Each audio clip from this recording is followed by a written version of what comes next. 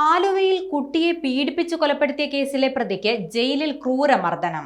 ആലുവയിൽ അതിഥി തൊഴിലാളികളുടെ 5 വയസ്സുകാരിയായ മകളെ ക്രൂരമായി പീഡിപ്പിച്ചു കൊലപ്പെടുത്തിയതിന് വധശിക്ഷ കാത്തുകഴിയുന്ന അസഫ കാലത്തിനാണ് ജയിലിൽ സഹതടവുകാരന്റെ ക്രൂരമർദ്ദനമേറ്റത്. സഹതടവുകാരനുമായി പ്രശ്നമുണ്ടാക്കിയതിന് പിന്നാലെയാണ് മർദ്ദനമേറ്റത്. വിയ്യൂർ ജയിലിലെ സ്ഥിരം പ്രശ്നക്കാരനാണ് അസഫ കാലം. നിരവധി തവണ ഉദ്യോഗസ്ഥരെ അടക്കം ഇയാൾ ആക്രമിച്ചിരുന്നു.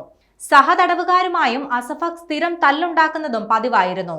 ഇന്നലെ രഹിലാൽ എന്ന തടവുകാരനുമായാണ് അസഫാഖ് തല്ലുണ്ടാക്കുന്നത്. സ്പൂൺ ഉപയോഗിച്ചുള്ള ആക്രമണത്തിൽ തലയ്ക്കാണ് പരിക്കേൽക്കുന്നത്. ആശുപത്രിയിൽ എത്തിച്ച് ചികിത്സ നൽകിയതിനു ശേഷം ജയിലിൽ തിരികെ എത്തിച്ചിട്ടുണ്ട്.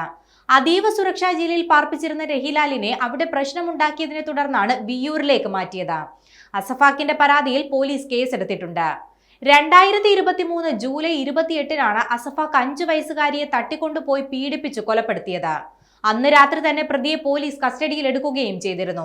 ജൂലൈ 29 രാവിലെ ആലുവ മാർക്കറ്റിന് പരിസരത്ത് ചാക്കിൽ കെട്ടിയ നിലയിലായിരുന്നു കുട്ടിയുടെ മൃതദേഹം കണ്ടെത്തിയത്. കേസിൽ വിചാരണ കോടതി പ്രതിക്ക് വധശിക്ഷ വിധിച്ചിരുന്നു. 3 പോക്സോ കുറ്റങ്ങളിൽ 5 ജീവപര്യന്തവും വിധിച്ചു. ഇതനുസരിച്ച് അസഫാഖിന് ജീവിതാവസാനം വരെ ജയിലിൽ കഴിയണം.